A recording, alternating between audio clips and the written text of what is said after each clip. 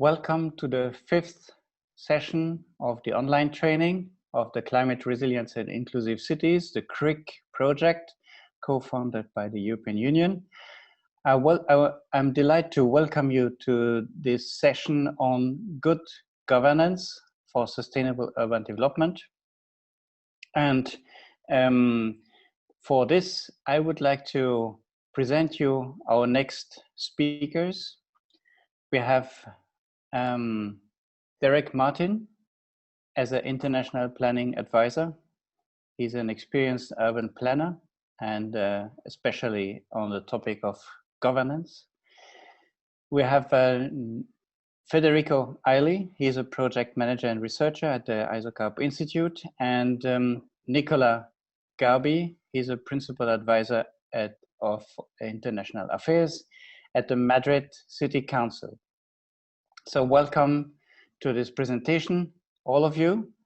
And I would like to present you the program of this session. We will start with the theory on what is urban governance, what is multi-level governance, integration, horizontal and vertical integration.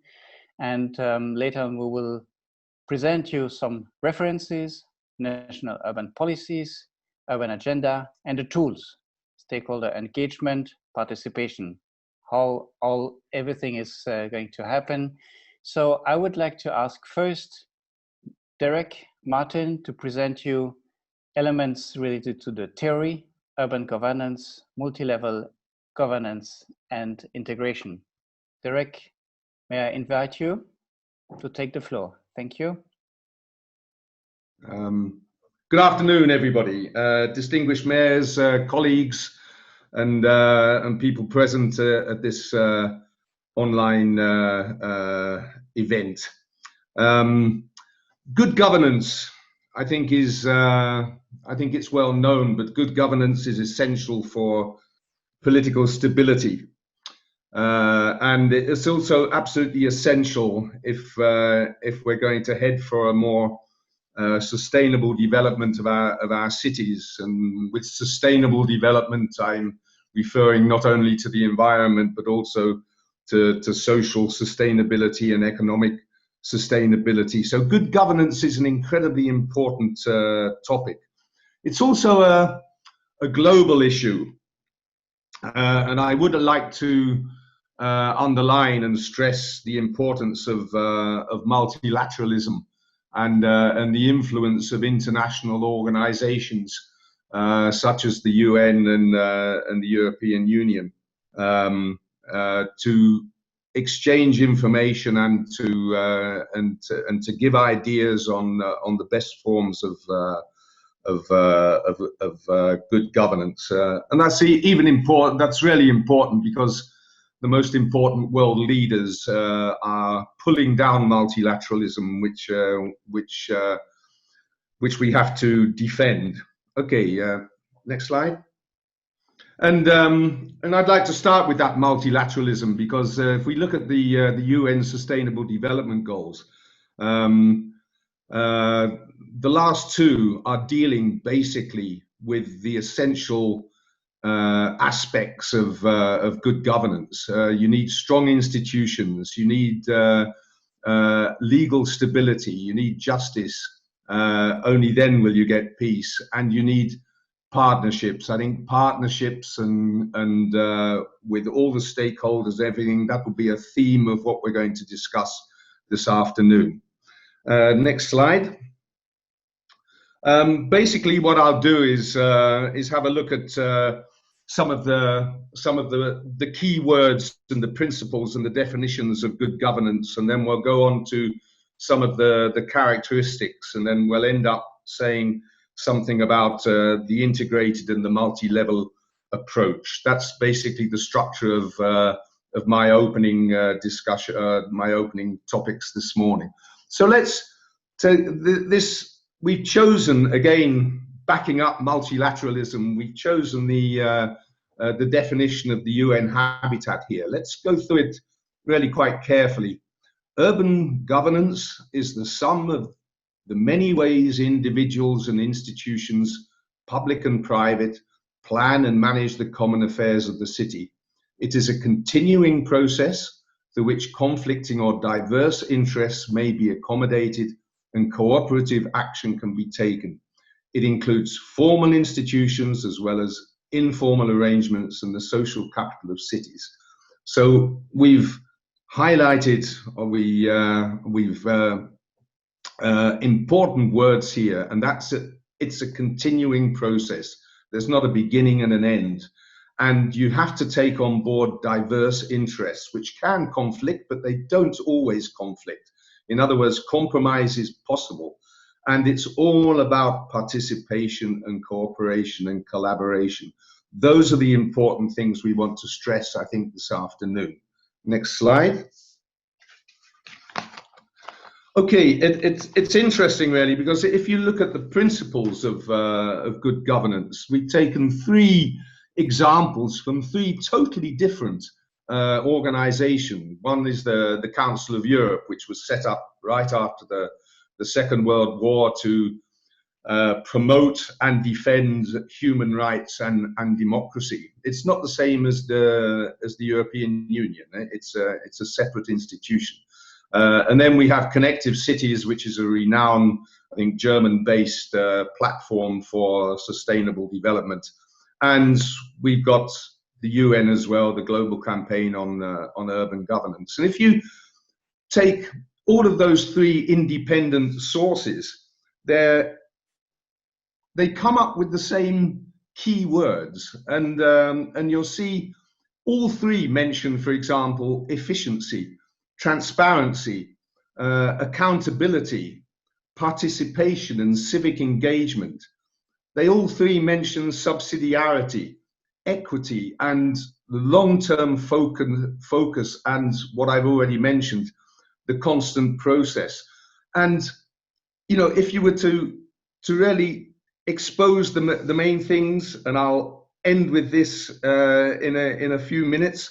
But transparency, accountability, participation, they're the important ones that all 3 institutions come up with.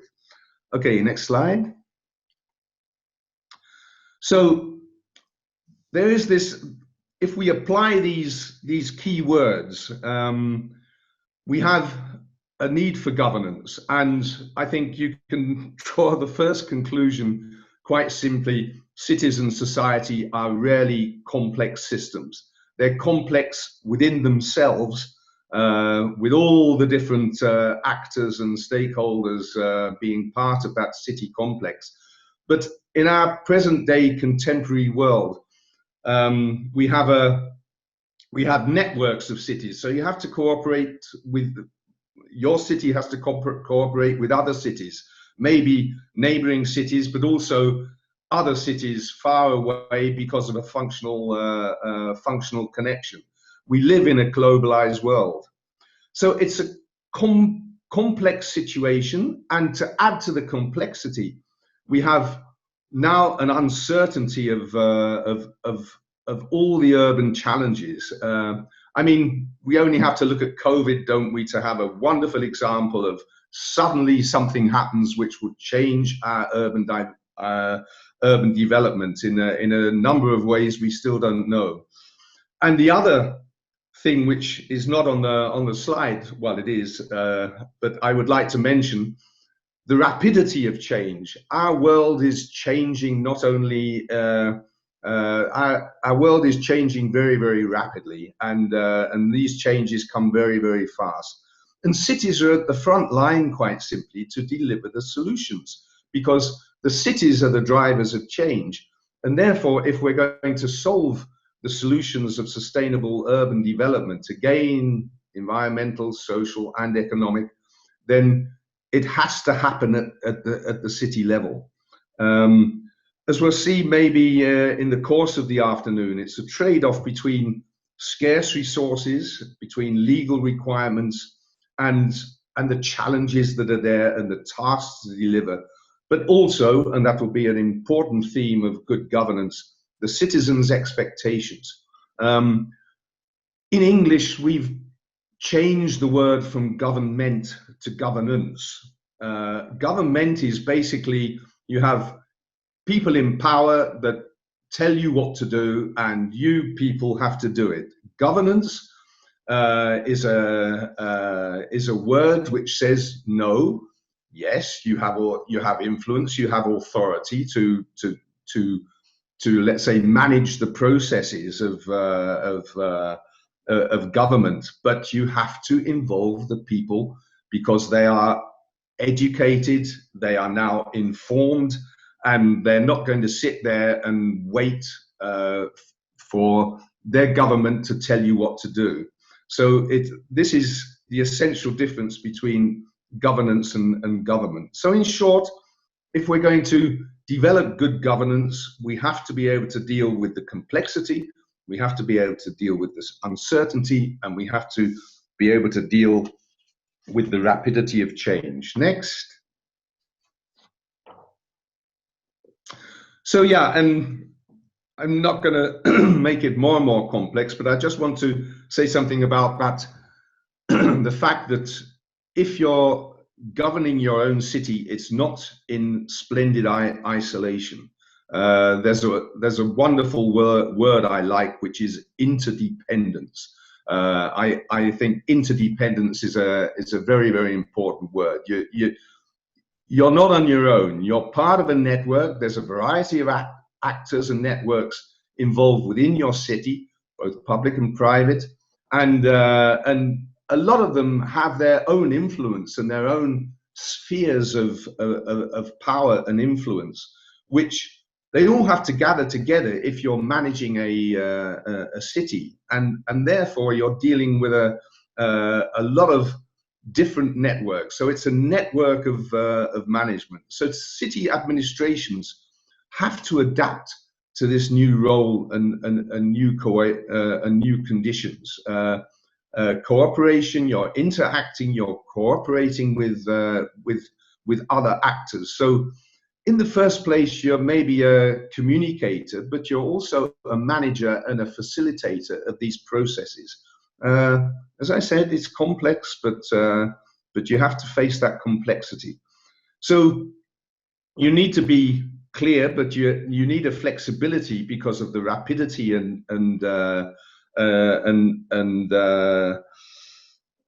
change, and all the fact that all these different actors and stakeholders need to be taken on board in that process of governance. So participation, cooperation, collaboration is important. And I think when you're obviously not, we'll come back to that, but not all actors, not everything they wish can be taken on board, but you have to look for compromise, you have to look for win-win situations. Next one. Yeah, there's my word of interdependence. So we're looking at an integrated approach, and to take on board actually all these stakeholders with their interests and their influence, and not only you as mayor or the city administration, but they have to realize as well that they are also interdependent on others. So it's important to get this this message across. And basically, the interdependence goes from local to international, but also to zoom in on the city itself. There's a need for both intersectoral coordination, so the coordination between all these different sectors within urban development, and also a territorial coordination between your city and surrounding cities, or maybe cities with a functional connection. So you have to design consistent and integrated urban policy, and you have to coordinate between the different sectors in one administration and across administrative borders. And I mean, one thing I think you should do. Oh no, that's the next slide. So think global, act local, and I think what's also important is that one size does not fit all. It's impossible. You have to look at your specific political context, and you have to look at your local characteristics, of course. So every city is unique, even though you can learn from others, but you have to filter out what is applicable to your city and what isn't. Next. So this intersectoral coordination, let's say between different interests and different functions of your city, is incredibly important. You have a number of cross-cutting issues, which we'll have a look at in the next slide. But I would say, if you look at the integrated approach, and you have all these, you tend to have silos of sort of sectoral silos in a city administration.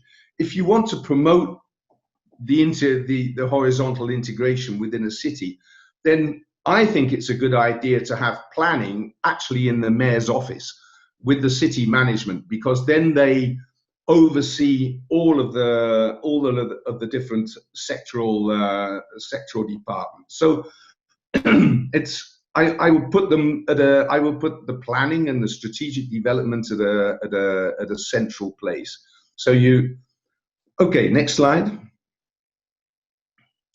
So here we have some of these cross-cutting issues. I think because of the time, I'm not going to go through them all, but and you'll get the copy of the slide afterwards. But you see all these different cross-cutting issues that you have to deal with in a city management or a city planning department, and I won't go into them because of time. Next slide.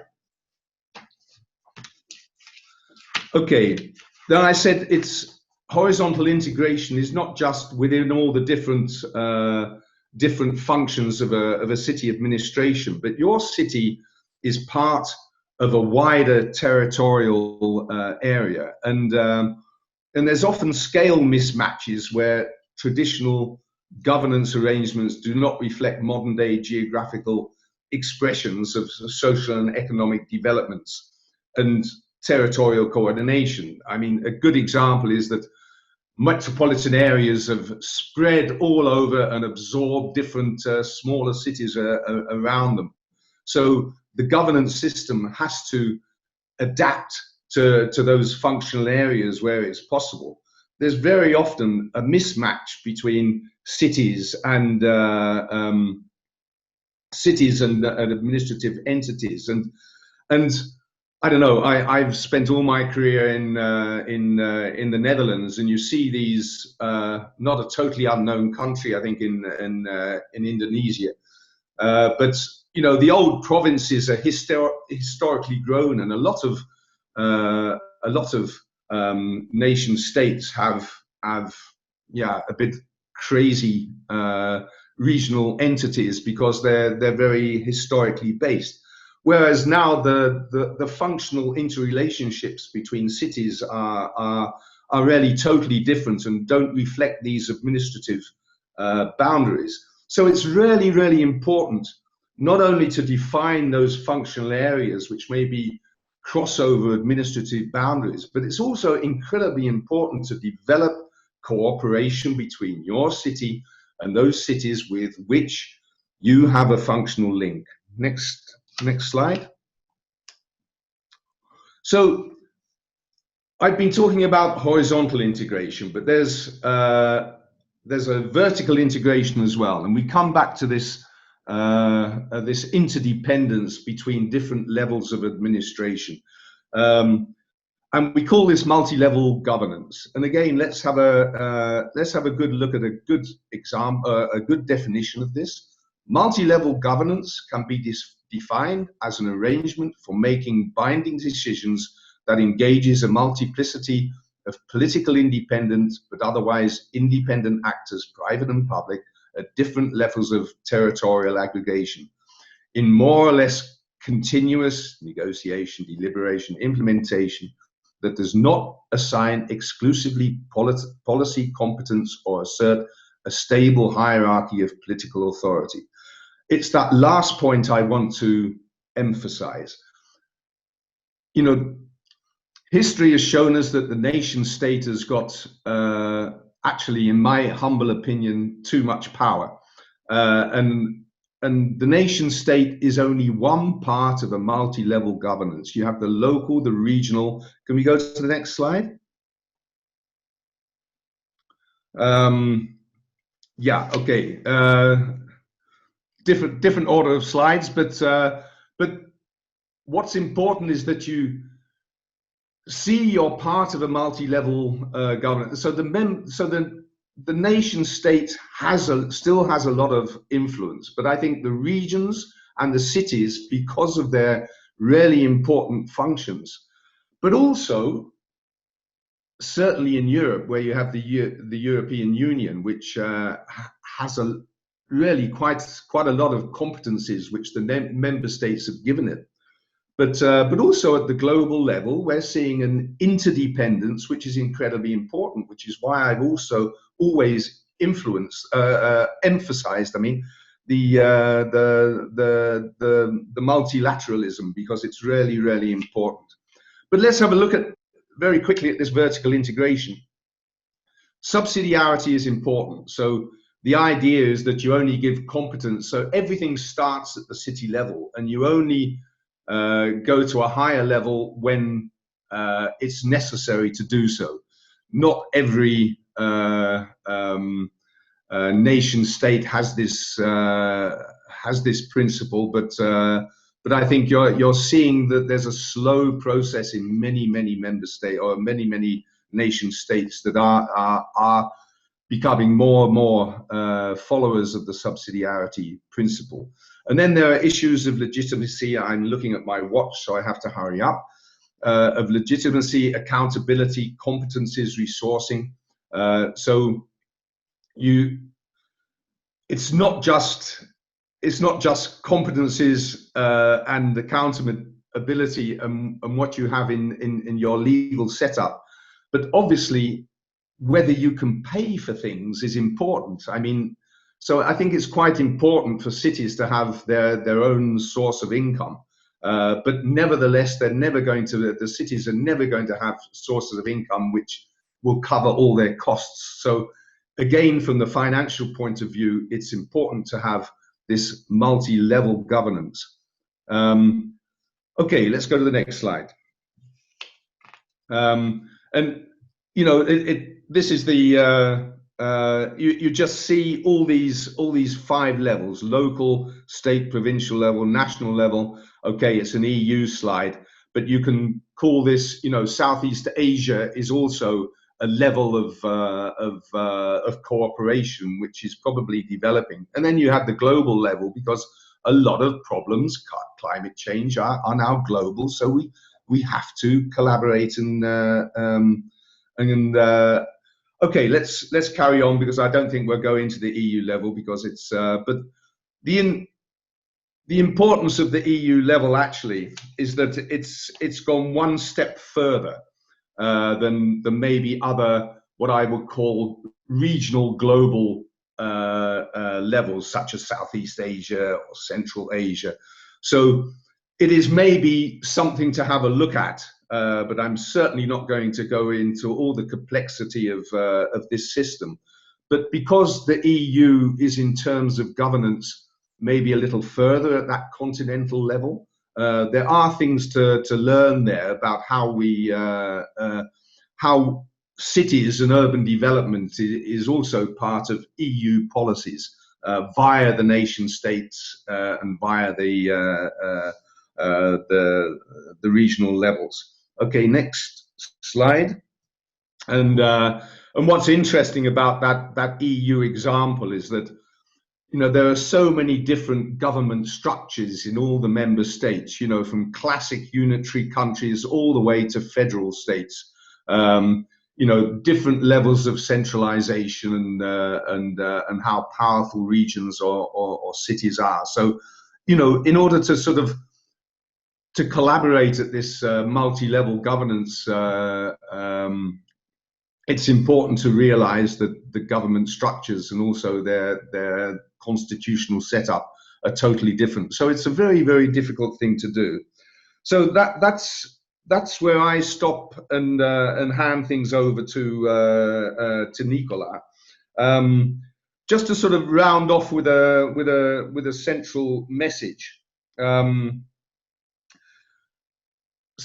Cities are complex. Governance is complex in a world where people are very informed and very educated. So you have to deal with a rapid and unpredictable change of society, and also you have to recognize and accept an interdependence. So you need actually a planning strategy that is flexible enough to deal with those changes and complexity, but also, and I haven't really said this, and which is why I'm emphasizing it at the end, you have to have a clear enough strategy through all that complexity so that people know, and the stakeholders that you're participating with and you're involving in that process, so they know where you're going. It's no good just sort of muddling through. You have to have a clear strategy.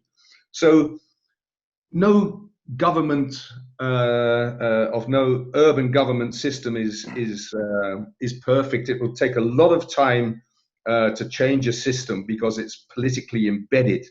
But let's start with those key words of transparency, communication, openness, and involvement of your citizens. I think those are the main messages coming out. So good morning, everyone. Actually, good afternoon in Indonesia. I guess it's Selamat Siang. So sorry for my pronunciation. So I will just start actually from the last consideration of Derek. So let's use this keywords, complexity. So how to face complexity, and first of all, accept it. That seems the most problematic issue nowadays. And secondly, how actually to face it through interdependency. That actually it's the other element that will need a strategic long-term vision, and at the same time, very short-term concrete goals. So in this sense, we will develop now on national urban policies that are what is normally considered as this kind of strategic long-term vision that we need to face this complexity. We speak about national urban policies. After we will see that the same principle and assumptions can be applied to the multilateral space, but also actually to a national level. So starting from the general principles and the assumption on the national urban policies. So please, can you start with the slide? Voilà, next. Thank you. So we'll start with a definition, as we did before on governance. What is national urban policy following the definition of the UN Habitat Program? So a coherent set of decisions derived through a deliberative government-led process of coordinating and aligning various sectors for a common vision and goal. So this is actually the key aspect we were talking about. Government-led, and this we will see that can change, can also be in a multilateral space as in the European Union case, but is a process of coordinating various actors for a common vision. So this is the essence of an urban policy, and normally applied at national level. Now, why we need to establish a national urban policy? But one thing, starting from the, let's say, the global level, so the multilateral global space, so namely the United Nations one, we have recognized already in the new urban agenda that actually we need 5 pillars in order to implement a shared vision at global level of the future urbanization. The first one is actually national urban policies. Then we need the urban legislations and regulation, then urban planning and design, finally local economy and finances, and of course a capacity for local implementation. So we see that at global level we have defined national urban policy as a precondition in order to implement good planning, in order to implement and provide the good services to our citizens. So it's a fundamental precondition. I will quote the New Urban Agenda that says, we will anchor the effective implementation of the New Urban Agenda in inclusive, implementable and participatory urban policies to mainstream sustainable urban and territorial development, ensuring that they are adequately linked to transparent and accountable finance mechanisms. Because of course, it has to be clear that the governance and in this case, national urban policies do not work if they are not linked to the means of implementation, and the main mean of implementation is still financing mechanism. Now, from a city perspective, we have to say that the environment of cities has become increasingly complex and actually competitive, even among cities, but especially among the territories within the same country. In the current crisis, as Derek was saying, the cities actually need to anticipate and respond quickly to the threats, like the actual pandemic, but also to the opportunities, in order to influence their position in a structural way and be actually competitive at national and global level. So cities have to anticipate. Now, even if we at city level, we develop the best coordinated, integrated, vertically, horizontally policies and strategies, however, to meet the challenges, at the same time, we need the higher layers of government, so the regional, the national, and sometimes the inter-regional and global one, pursue policies that influence the position of our cities, drawing up financial and policy frameworks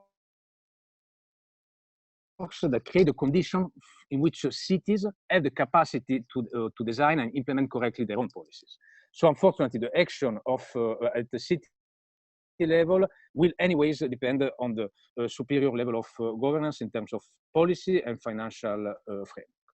So in this sense, we absolutely need to have national urban policies. Now, what's happening?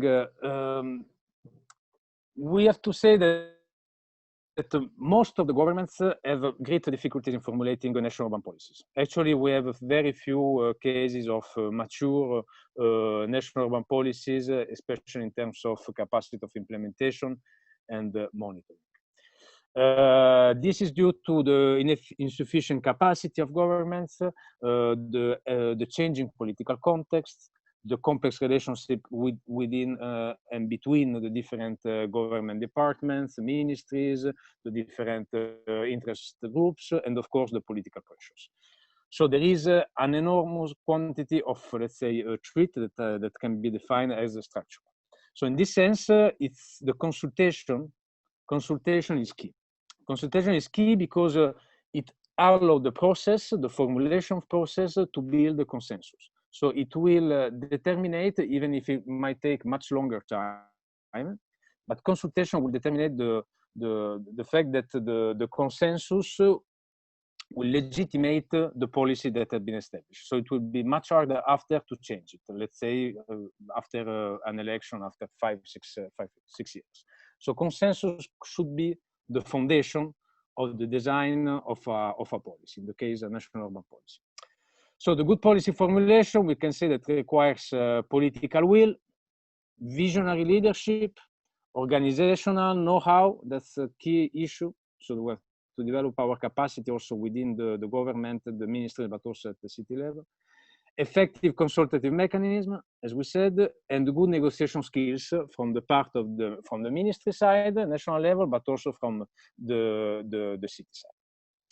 Now, there are several ways to enforce and activate national urban policies.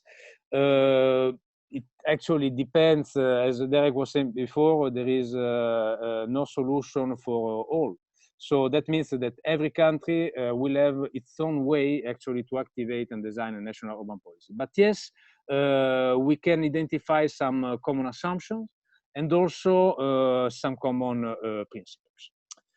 So starting from the common assumptions, I think it's good to start from a diagnosis that can identify, let's say, the contrast between the two approaches that we can see now.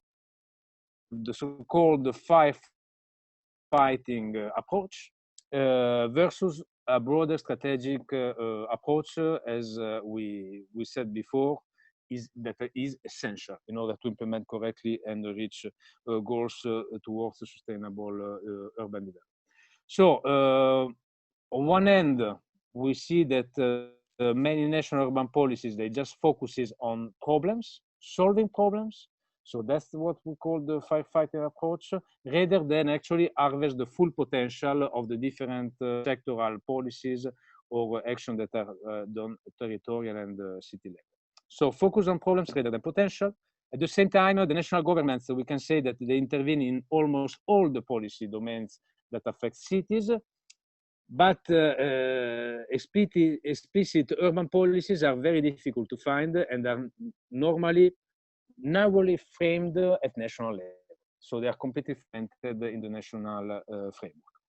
Then urban policies are also frequently designed in response to specific urban problems, and they have a specific target that are defined as particularly problematic cities or particularly problematic neighborhood. So we focus just on these territories because they pose a national level, but we are not having a systematic approach, and we are not focusing on harvest the potential of these different areas.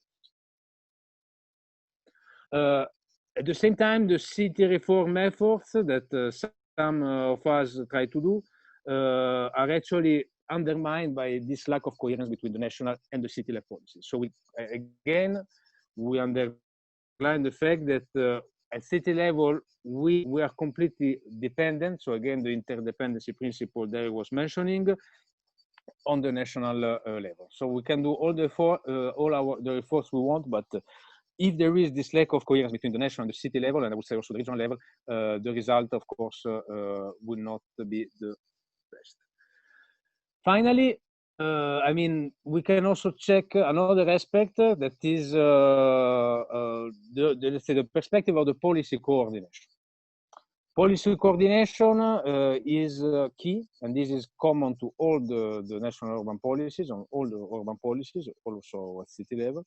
And we, of course, we can say that in order to achieve a real coordination across the different sectorial policies is completely needed to have, to recognize, first of all, the challenge of complexity, and actually try to involve all the institutions, as we were saying. So one key of policy coordination is consultation and involvement of all the actors in all the steps of the policy cycle.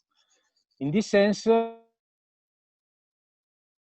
we will be able actually to try to reduce the fragmentation and the different sectoral responses and go towards an integrated response. For this, we need, of course, leadership, we need the capacity, institutional capacity, and longer-term vision.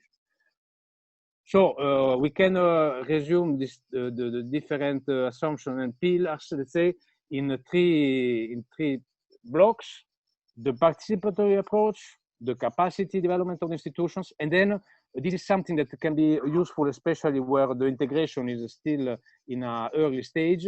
Acupuncture projects, so-called, so are quick wins that are, let's say, pilot projects or quick demonstration of the fact that if we apply a determined methodology, an integrated and multi-level one, as we said before, yes, we can demonstrate the fact that the effort worth the reform. So developing or mention, let's say, the principles and then aspect of the processes. So in terms of principle, as we said, we need to have the long-term vision, but at the same time, the short-term goals that have to be concrete. All this vision and these goals, I mean, have to be realistic, so implementable. So we need some preconditions that are fundamental in order to ensure a good implementation. This needs, of course, as Derek explained earlier, an horizontal and vertical coordination, the basics of a multi-level governance system. And then something that is raising every day more, but still a lack of connection with the policy process, that is the need of evidence.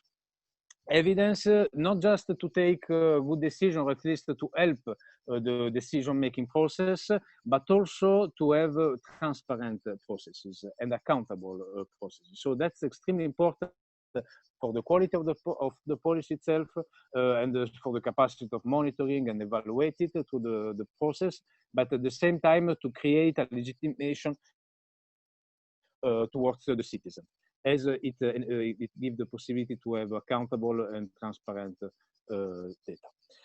And finally, of course, it has to be action-oriented in order to have all, let's say, the phases of the vision, let's say all the steps of the visions having a foundation in practice.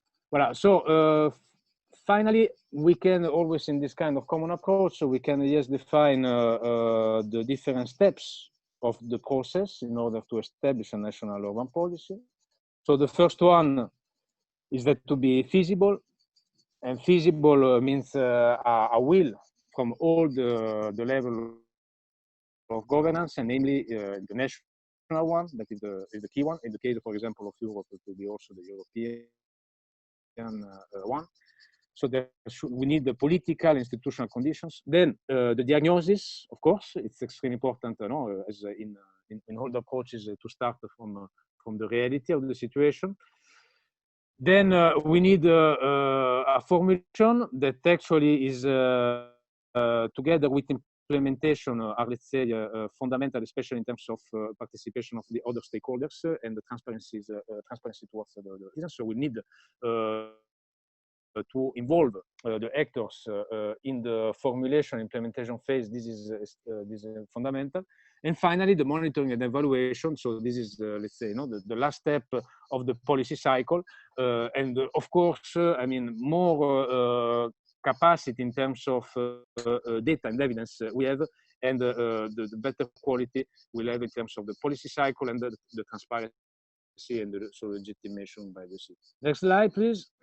So there has been a first attempt of, let's say, at least mapping the state of national urban policies at global level. This has been done by the One Habitat and the OECD.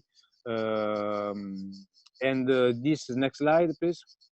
On this global state, I mean, we can see interesting numbers, but actually that have to be picked with paying attention, of course, because of the comparability and so different context we might face. So concretely, here we have tried to disaggregate the state of national urban policies by step, as we were describing before, the 5 steps of the process. And in reality, we see that still a lot of work has to be done. And in concrete, it has to be done in the implementation phase.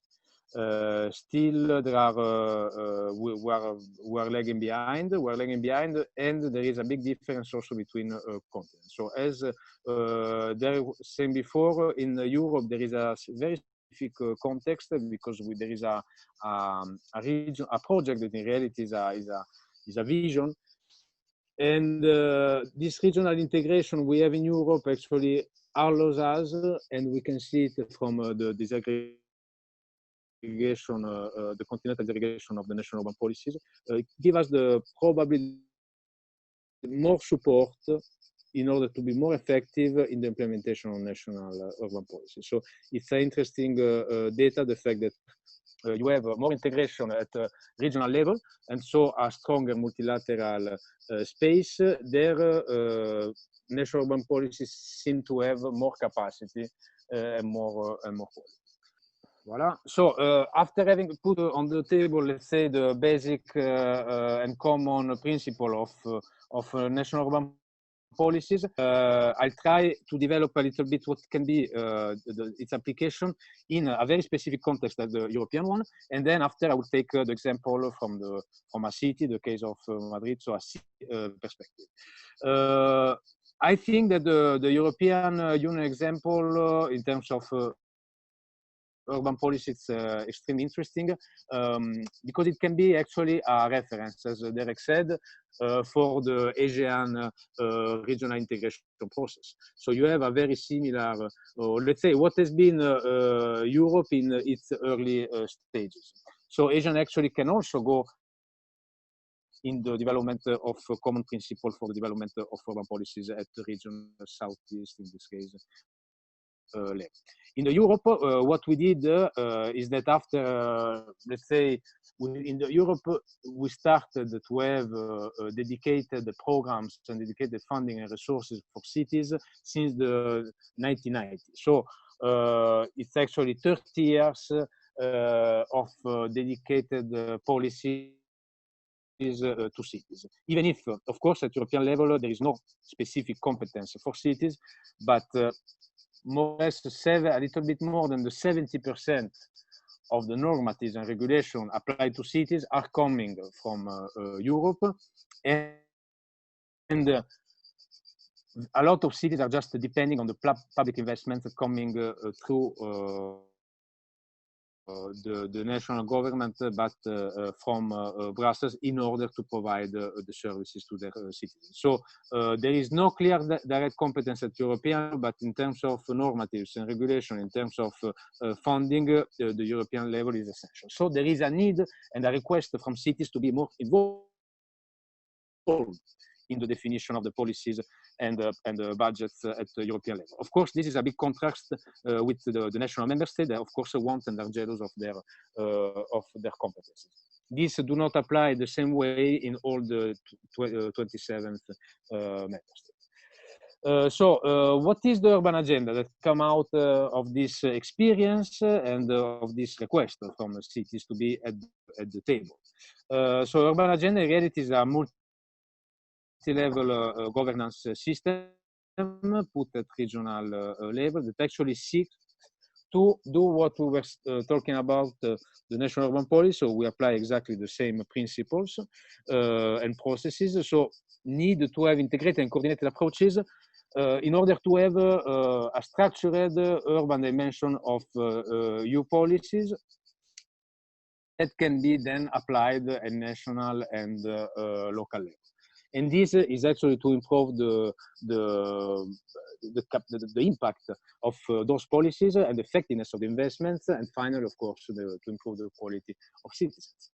The structure is interesting as it's an intergovernmental space where cities, regions, and other stakeholders are actually around the table together with the member states. And they work around different priorities that are established, this one, by the states, not by the cities. But in reality, as we can see from in the next slide, please. They reflect a wide range of priorities. So every city will actually have the possibility to make proposals in terms of legislation, in terms of funding and resources available at EU level, and finally on knowledge to the member state in order to actually voice in the European policy cycle. So it's an extremely interesting process. Is still, let's say, we had the first evaluation of it few months ago. There is still a long way to go, and also its future is not so obvious because, as I was saying before, member states, some of them are reluctant to give all this space to cities, but it's a very important example and reference at the global level. So it reflects a lot of requests that we can find in the global agenda, and namely in the new urban agenda. Voilà. Now, we'll just to finish with a kind of concrete example, trying to summarize the two elements that I've developed before. What is a national urban policy in terms of general commons and regional integrated space that is the European Union. So in this context, what is the city perspective? So the city perspective, and I will take now the case of Madrid.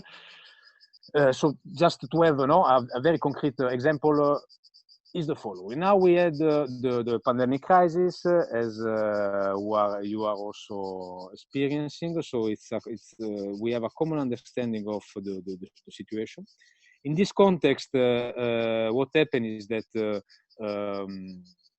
I mean, besides the health crisis that has been dramatic, and is dramatic, but there is a need not just to solve the problem today, but also actually to build a vision for the city of the future. And in all this, I mean, cities have been at the forefront of it. Cities, they recognize, of course, their responsibility, as well the level of governance that is close to the citizens. But at the same time, we have been left completely alone. I don't know how is the situation for the Indonesian municipalities, but in Europe, the time that national governments, the EU institutions, and regional also government, the time they needed in order to give us guidance, resources, but even just the guidance, was absolutely not in line with the time of response that the cities have to respect towards its citizens. So we had to face at the beginning the situation alone. Concretely, in the case of Madrid, that is actually the third urban economy of Europe, I mean, we foresee by the end of the year a loss of the 10% of our GDP and 50% rate of unemployment, of increasing unemployment by the end of the year.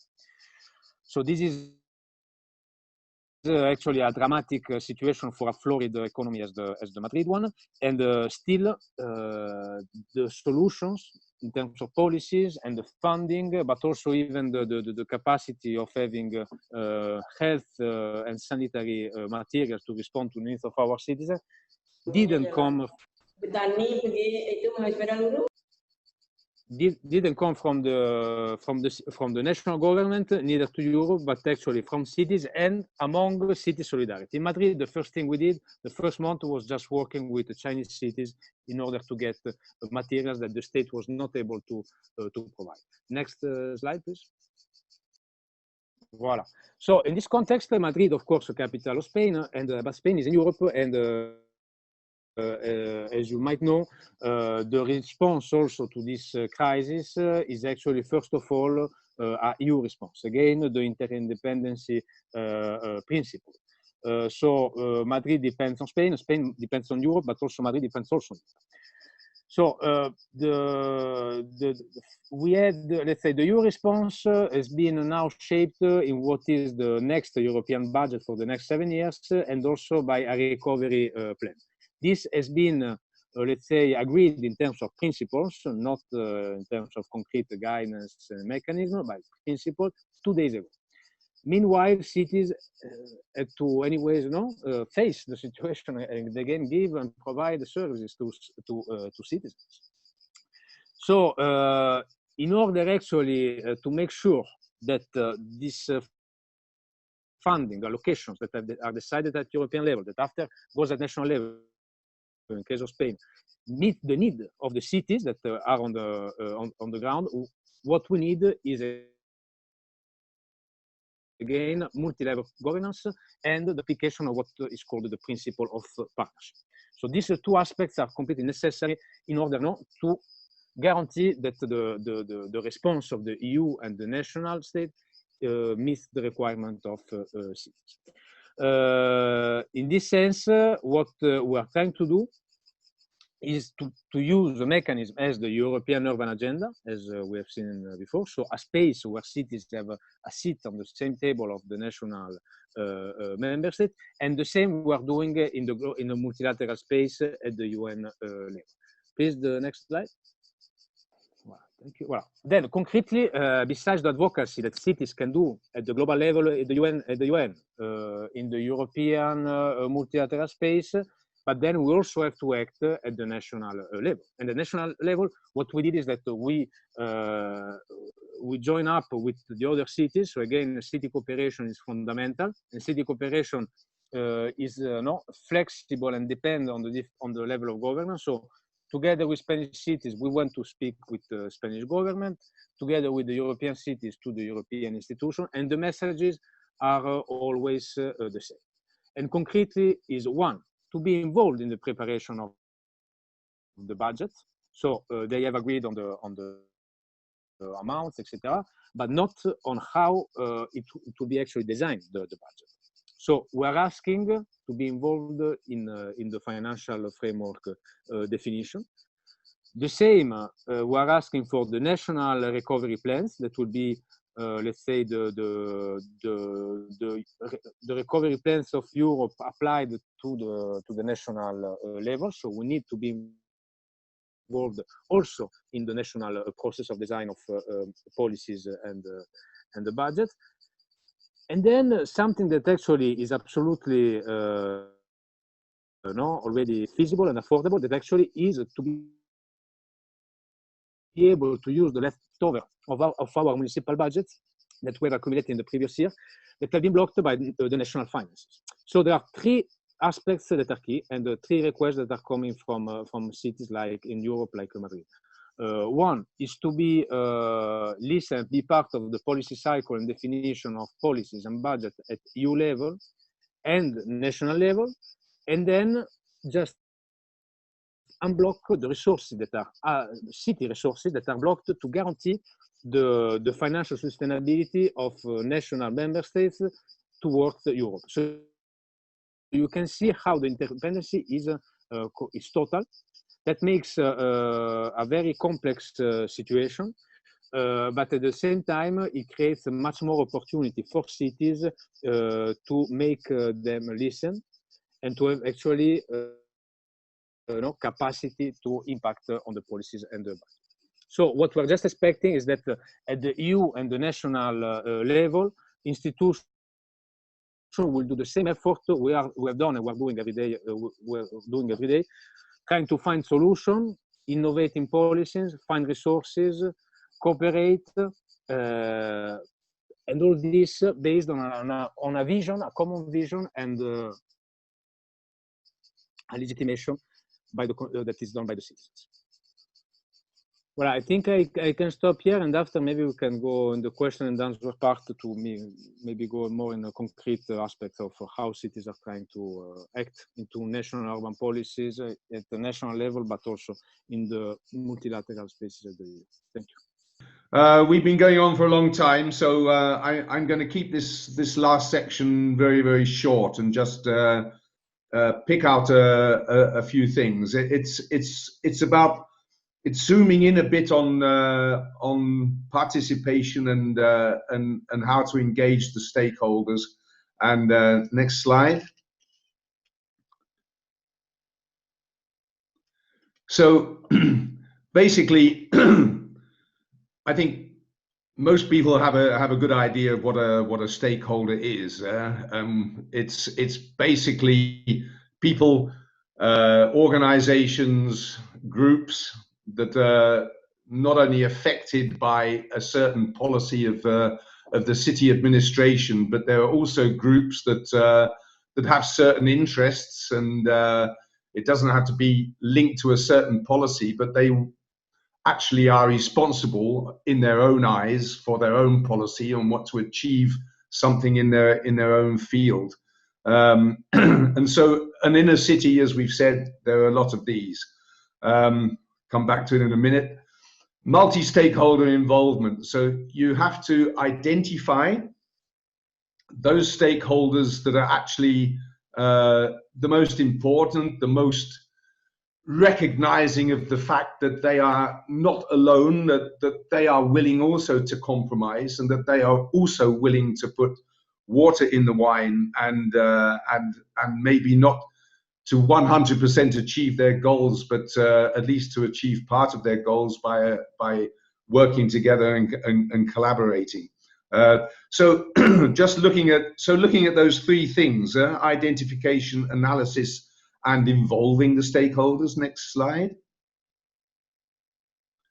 So again, these are just examples of the most important stakeholders, I think, in almost every now in this case what Nicolas was talking about, the national urban process, but obviously you have the administration of government, you have the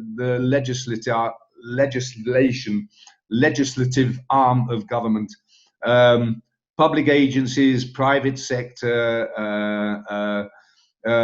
representations of different communities, financial institutions, non-governmental, research and academia, the media. The media have become so incredibly important, and the media manipulate people. So I think that's a really, really important stakeholder to really take into consideration, and lots of professional organizations. Next.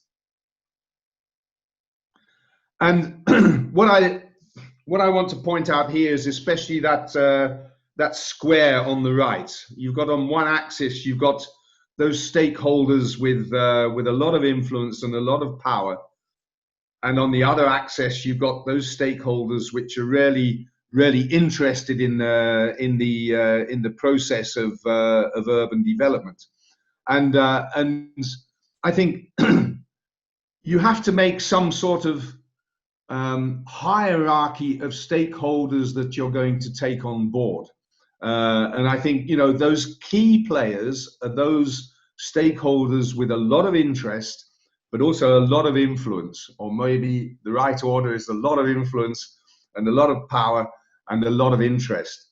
Those are the key players, and whatever their message is, you have to listen to them and you have to take them on board. But those with a lot of power, but maybe more extreme or not so willing to compromise, it says here to meet their needs, but you can't meet all their needs just because they have a lot of influence and a lot of power. You have to influence them to sort of put water in their wine and to compromise. And and what's important, I was talking earlier about how the general public is well educated and well informed. And those are more the stakeholders that don't have a lot of power, but have good ideas. And you have to show consideration for these people. It's not just a question of power. So, you know, you can make, if you look at this very, very simple cube graph, then I think the message is that you have to look at the hierarchy of stakeholders. There are so many, and every project would maybe have a different hierarchy of stakeholders. Next one. Yeah, okay, let's, because of the time, I'm basically looking at different stakeholders as well. But, you know, you can look at this, I think everybody has a good idea. Let's pass on to the next. Because the important thing is, it's not just identifying, it's not just analyzing per project or the strategy that you want to adopt.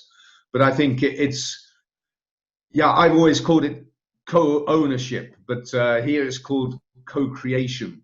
And I think it's basically finishing the circle with what I started with this afternoon.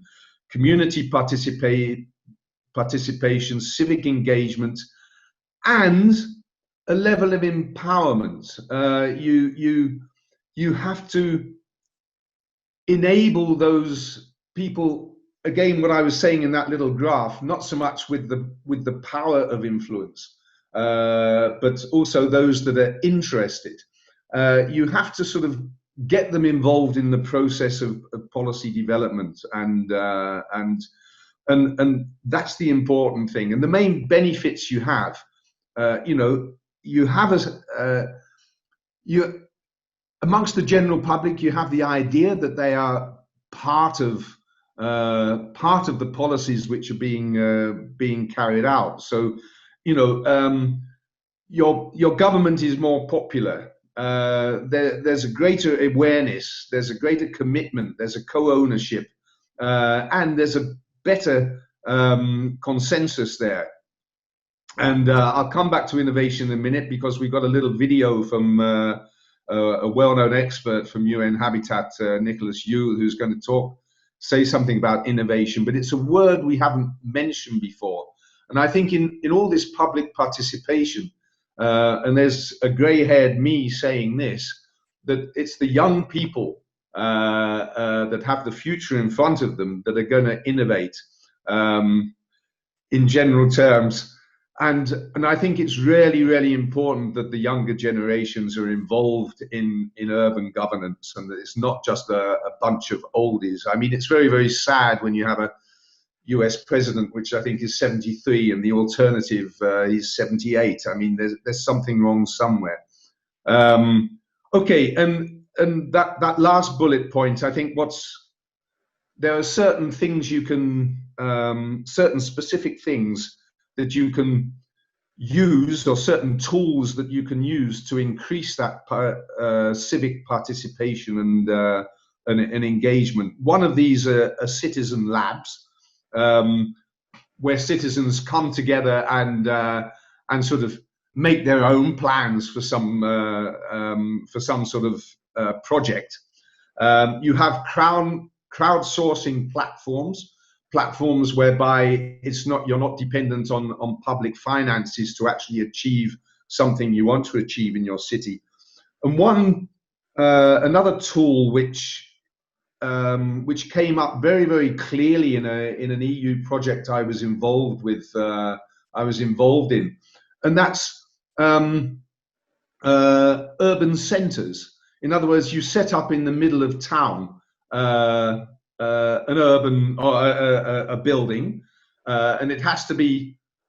There should be a lot of glass, so it should be accessible, and in a very busy part of town, where you have a model of the city, where you have monitors, and where you have ideas that people can come in and actually have a look and see what it is, where it is the city wants to go. So these urban centers have proved to be really important. Next slide.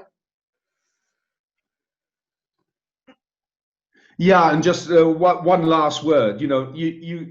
It's an incredibly complex process, participating and getting civic involvement in what you're doing. And there's a sort of this process. I think you have to be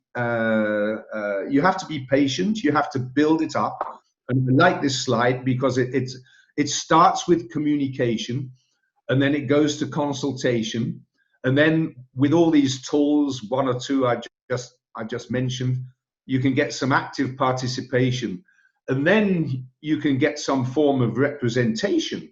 I mean, there's a new Dutch law now which has replaced 17 other laws which really puts into practice this idea of representative.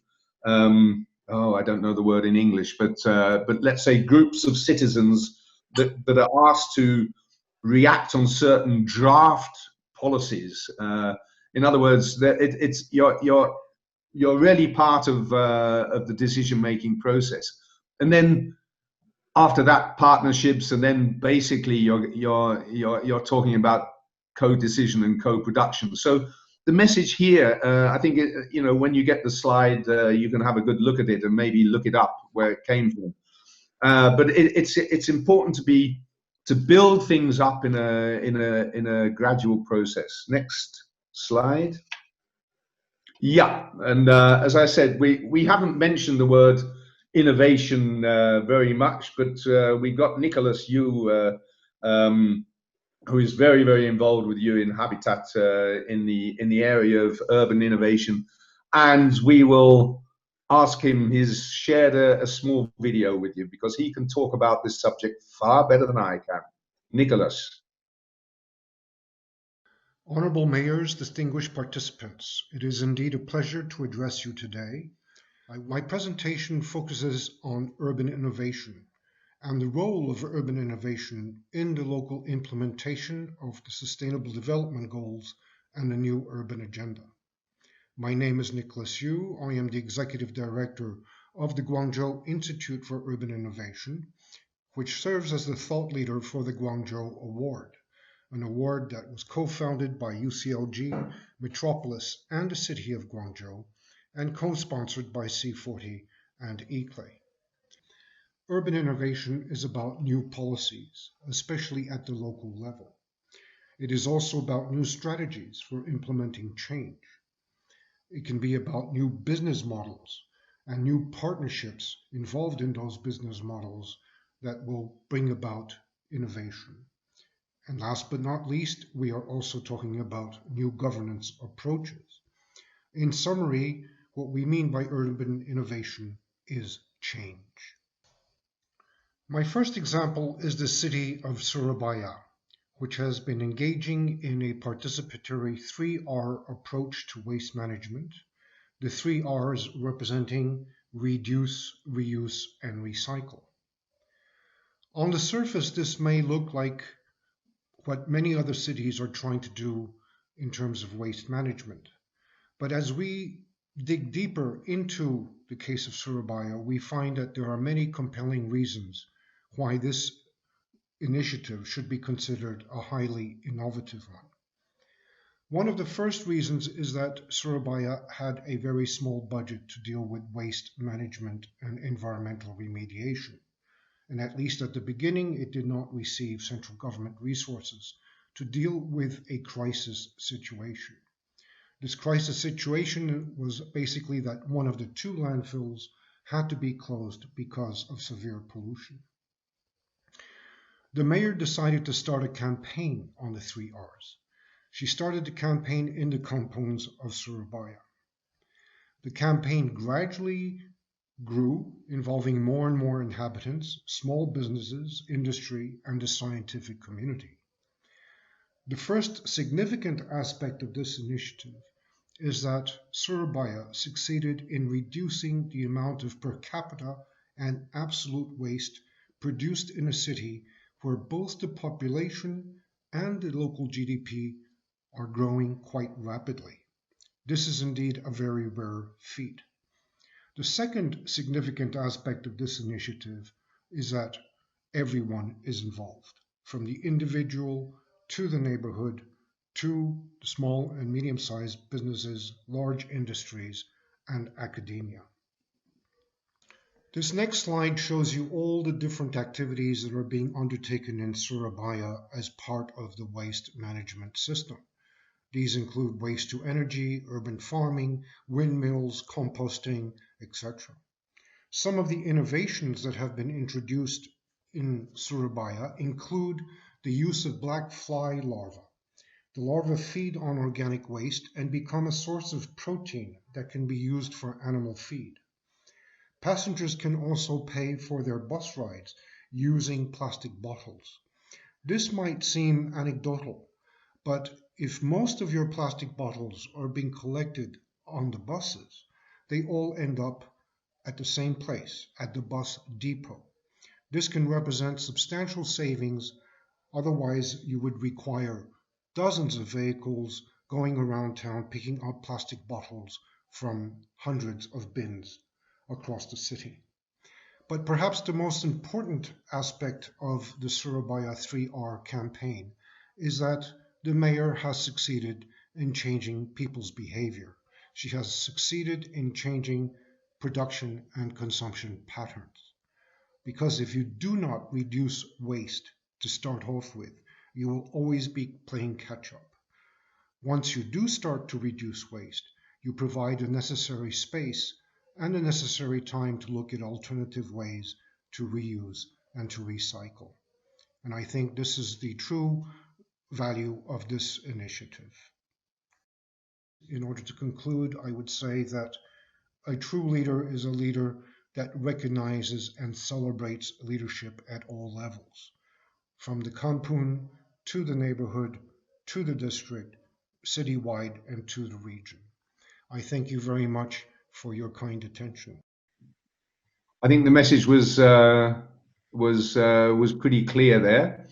And maybe if I just underline one word, Nicholas, you mentioned, that's changing people's behavior. It's such an incredibly important issue and incredibly difficult to achieve.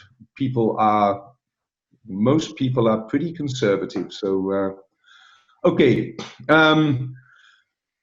Yeah, we were talking about stakeholders, and I'm going to glance over this. I think we have to stop, but strategic alliances of cities and organizations are really, really important. And at the global level, we have a number of really, really important networks which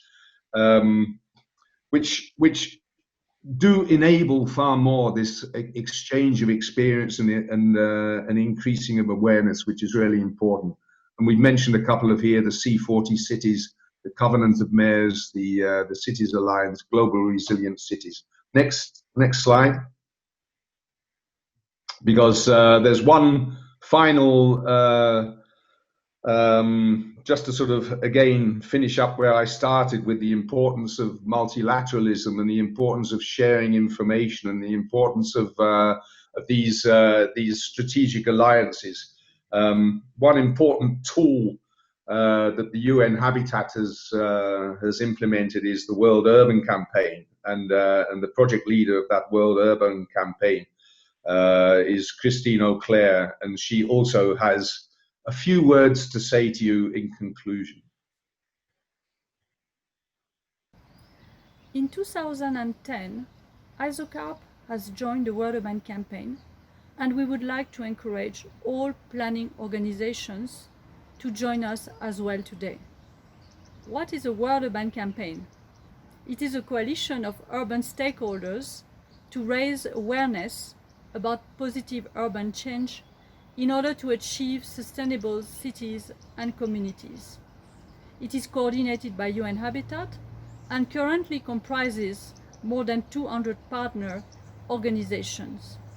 Our mission is to contribute to developing solutions and take action in cities and communities in implementing the new urban agenda to accelerate the achievement of the SDGs by 2030. Why we need a World Urban Campaign? Because cities are drivers of change today.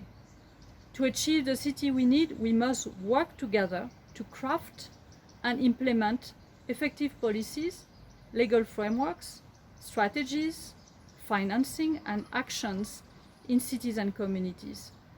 Planners and local governments are essential actors to make this happen. Also, joint actions are needed to accelerate the achievement of the SDGs.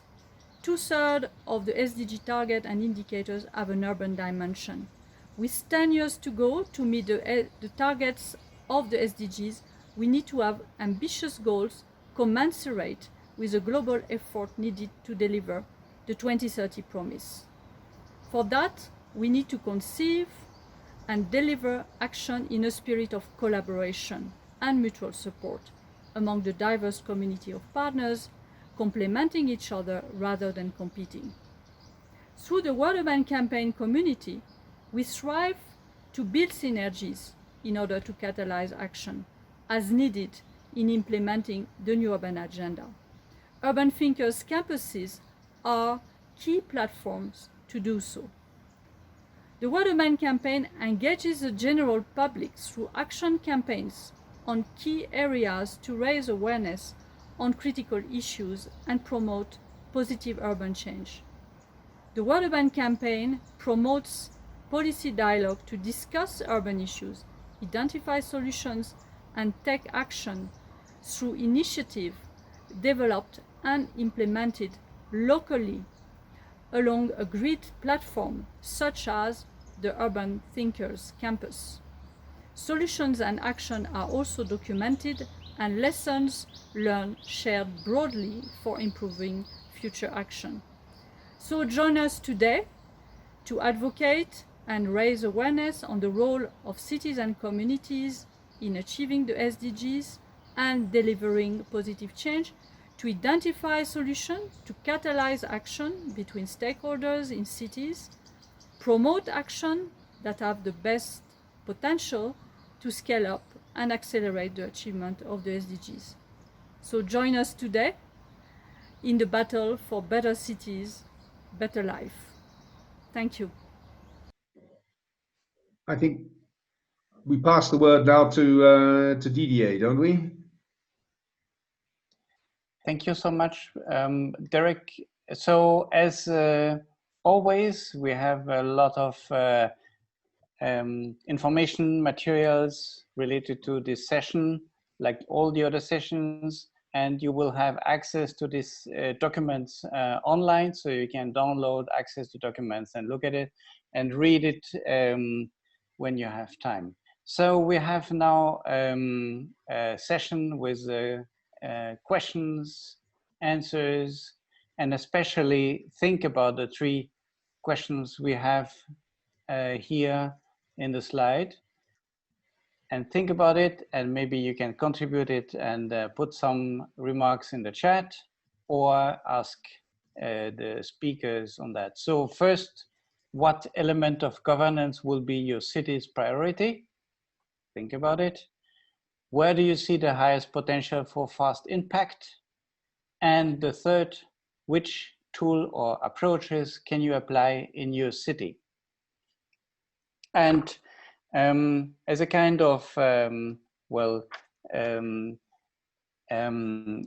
synthesis of all the questions included in the chat before, there were several questions related to the lack of trust among the actors, how to establish a multi-level governance, and especially the process.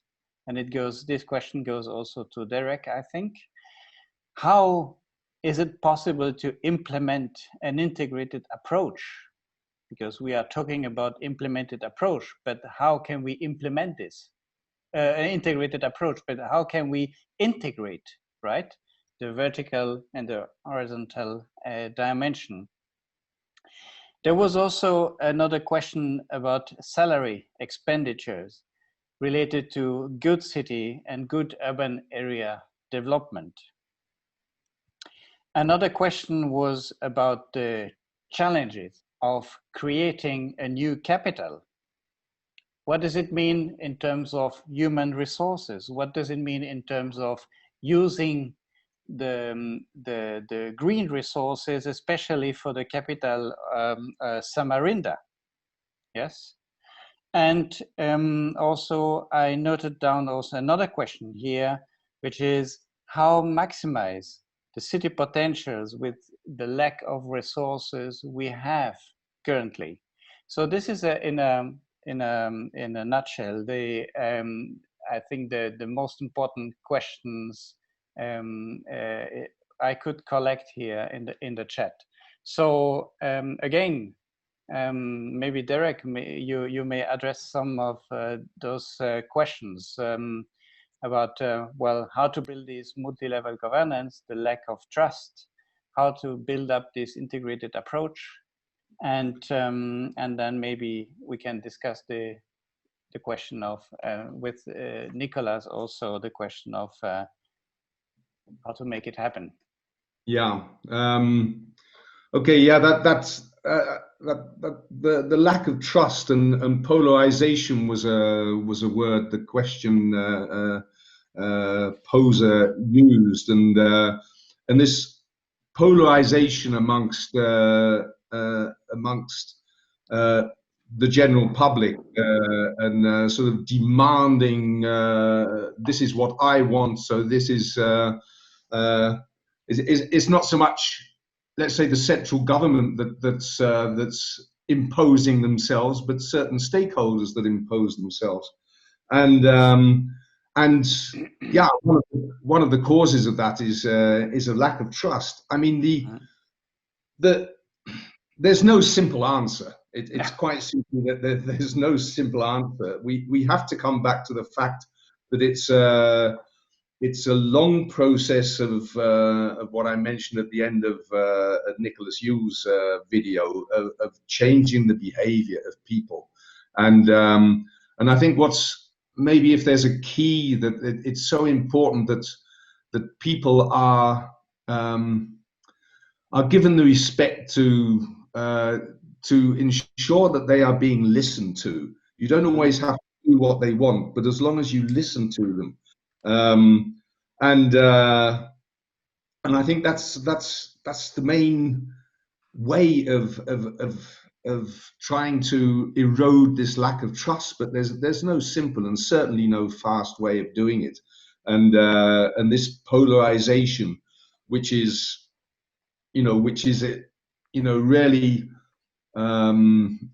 or reinforced by this media manipulation that you have with social media now, is really a big problem, and I have to admit I don't know the answer. On implementing the integrated approach, I think a multi-level governance, I have to talk in general terms so I can deal with them both. I mean, basically, with the integrated approach, certainly, at the city level for the intersectoral integration, as I mentioned in my talk, but don't look at the planning department, for using an old term, as one of the silos, but put it in the center of power, make it part of the mayor's office. So at the city level, you do have an overall management of all those different sectors, and that will help in an integrated approach. With multi-level governance, it's I mean, as I said, at the national level, it's very much a question of how can you insist that the national government, which has always been the most powerful, to sort of share power, share influence with the regions and the cities, and also share maybe with other countries. It's again the behavioral thing, but the only way you're going to do that is in a long process. I mean, the EU is a question. The EU has been there for 70 years, and it's and still, we are talking about the power of the member states. How much influence and power do they hand to the European institutions, and what are the influence of the local and regional authorities in EU decision making? In other words, is there, can you surpass the nation state? But it's a big issue, and I think in our present times that, and I see democracy a little under threat. I think it's really is an important point that local and regional authorities try to reach out to the regional global level. So those will be my comments. Yep, no thank you. answer, I'm sorry. No, that's fine. But these are elements every city can start with, right? Yeah. Well, you mentioned the dialogue. So that's, I think every process should start with a dialogue. So this is the dialogue, but this is maybe a dialogue between the different stakeholders, but somehow city leaders may identify the way how to get there. Yeah. And this is a question maybe of leadership. It is a question of giving maybe power, like we saw also in Surabaya, right? Yeah. But when we have this kind of crisis with the COVID, how to deal with that? Maybe you can answer, or maybe Nicolas can also answer this question. So there is a question in the chat also. What are the strategies to be adopted related to health safety or healthy cities or safe cities, especially in larger cities? So what does it mean? I think you, or yes, Nicolas also. Derek, you want? Otherwise, No, Nicolas, you go. Nicolas, maybe, and also bring the case of Madrid, because there was also a question. I mean, I will maybe develop the answer, but not just answering strategy that, I don't know, the city as Madrid have applied. By the way, I shared all the strategy and the recovery plan of the city there, so you can check it. But rather on connecting it on the issue of trust, because I think that there is really a fundamental issue. So first point, I mean, is behavioral as there is cultural. So I mean, there is absolutely not a solution that fits all the sides. So first of all, the cultural context in politics and policies is determining. So this is very important to take into account. However, to be very practical, there are, and taking the example of my city, what we've been doing in the last month, there are two points. One, in order to build trust. One is to create tools for accountability, and the other one is to create processes for legitimation. So an issue, I mean, in terms of accountability, as we were, by the way, explaining before in the presentation, I mean, evidence is key. If at municipal level you are able to provide the evidence or the data, the concrete data, and especially make a good work in terms of the visualization of this data, and the capacity of explaining and showing them, and this evidence is supporting the decision making, not just in terms of designing the policy, but also and especially, by the way, in monitoring and evaluating it, in order after to readjust it. If this is available, transparent on a data platform on the website of the municipality, this creates a lot of accountability among the different parties of the city council and among the city and the institutions, and the citizen, and the institution. So this is a concrete tool, set up a data platform, a capacity to collect data, to disaggregate them, to analyze them, and to visualize them. This is quite an investment, but by the way, is necessary, and it also provides elements for to create trust, accountability. And then the process, this is about legitimation, also how you can legitimate a decision or a policy, and so this may create trust. There, I think that again, the fundamental part is to build a consensus. This takes a lot of time. So the problem is that you have to invest in time. In order to talk with all the parties, to apply a partnership principle to all the action you are doing. So in the concrete case, to make the recovery plan in Madrid, we didn't decide as the government of the city, but we actually enlarged the process to all the parties. So also the position of the government, and also the civil society organization, and the citizens, by the way, through digital transparent platform. But the most important thing was actually to have on board the opposition and the government. And there you have an interdependence, a political interdependence that is built on the consensus. So if you do this, there is a natural kind of social control or political control that is done by all the actors, by all the parties, by the organization, the private sector, and the citizens. So this actually, it takes time. It takes a lot of political effort, because you cannot impose your power, but at the same time, the reward is great, because even if you change the government, in the case the recovery plan is the recovery plan adopted by all the parties. It doesn't matter who is the one at the government. So accountability and legitimation, evidence and consensus. Thank you. So this is a joint responsibility.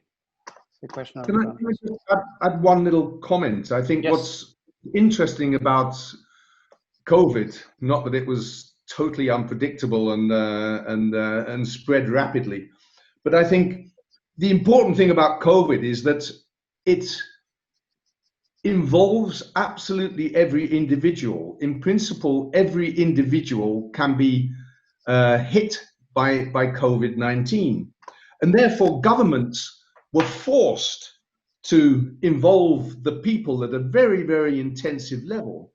And the two countries that I know the best, the Netherlands and the UK, one government, the Dutch government, is absolutely used to consensus building and had no problems whatsoever with involving the public in the decision-making process, and it went very well.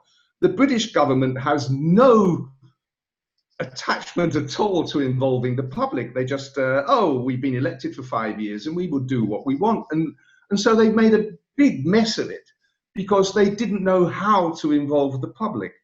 And so I think what we have to do is try and use the lessons of COVID-19 that will come out of the processes in the different countries of how the government has dealt with involving the public. Thank you. Well, I think it's very clear. There is a question in the chat from this Tual. It's related to the creation of an island city. And so a city of an island, and especially with the minimum of human resources, population, and high poverty rates. And the question is about accessing welfare and not waiting for longer for future generations. So what would be your answer to this, especially related to establishing maybe a new governance system or a new participation process or whatever? What do you think? Are you asking me? Yes, because you're... What is this island? Where is it? What is it? How Nicola, maybe you want to? No, just because I know Tual and I love it. I mean, so maybe, okay. Yeah, I've been there, and so I will be pleased. Actually. Then maybe you're the right person to answer this question. Unfortunately, I guess there are no right person because the answer is still not there, even in Europe. But so what? Maybe an attempt, just taking the reference of the European Union. So there is still an ongoing debate on the fundamental questions. Do you have to make a specific policy and budget for islands and sparsely populated area, because this can be applied to all the territories that have difficult accessibility. So specific policy and budget, or just to enhance the coordination of the different sectoral policies that are given in this territory. This has been changing in Europe so far. And now, so the last trend is that we are going back to have specific policies and dedicated, not budget, but let's say concentration of budget. So in Europe, what we are doing, let's take the example of the Aegean islands, so the Decanese and these regions in Greece that can be comparable to the Tual and all the archipel that is in that region, is that we do, let's say, a specific earmarking of all the budget dedicated to the wider region just for the islands. And then we also focus on specific sectors. And the criteria to define the sector where target the investment is done on the basis of the endogenous resources that the island has. So, and by the way, it's better to work in a system of proximity islands. So in the case of Tual, I'm thinking the two islands have to be, let's say, integrated in their approach, identify their endogenous potential. Some things can be, of course, tourism is the easiest, but then you also can have natural resources, etc. So that's the criteria to define investment. And finally, there is the third aspect that is key, that is infrastructure. So infrastructure, and of course the energy that have to feed this infrastructure for mobility between islands and between islands and mainland. So this is what we are doing, trying to earmark in the global envelope of the budget money for islands. This money to try to invest them in specific sectors identified by the local endogenous resources. And finally, focus on energy and mobility among islands and between islands and mainland. But still, even in Europe, is extremely difficult to have a coherent policy and it's still a challenge. For sure, Indonesia can give us the example and can lead the way in the future. Excellent. Thank you, Nicola. Listen, we are a bit late now in our schedule, and our next session is going to start in 3 minutes. 3 minutes time. So what we need now is to close this session and go to the next session, and there is the link already for the last session, and we will meet again during the last session, and we will have Q&A session all the time, and then especially also with another intervention from the Secretary General of UCLG. So what I'm proposing now is that we are closing this session and we meet again in 3 minutes time. Please join us in the next session, in the concluding session, in 3 minutes. Thank you.